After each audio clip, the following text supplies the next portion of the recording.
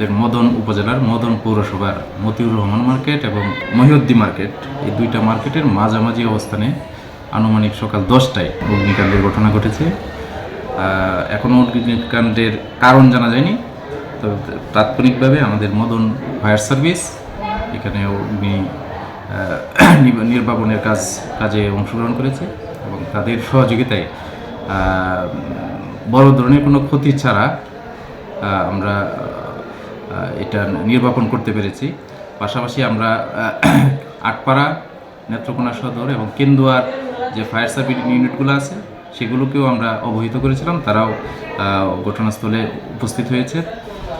তো এখন সার্বিক পরিস্থিতি আমরা মূল্যায়ন করছি, ক্ষতির পরিমাণ নিরূপণ করছি। আমাদের সর্বোচ্চ যেটুকু সরকারের পক্ষ থেকে সহযোগিতার জায়গা থাকবে আমরা সেটুকু আমরা করার জন্য প্রস্তুতি নিচ্ছি। আমি সরেজমিনে পরিদর্শন করে এসেছি। আমার সহকারী কমিশনার ভূমি সে ঘটনাস্থলে উপস্থিত ছিল, সেও পরিদর্শন করেছে। আনুমানিক 50 থেকে 60টি দোকান ক্ষতিগ্রস্ত হওয়ার আশঙ্কা করছি আমরা।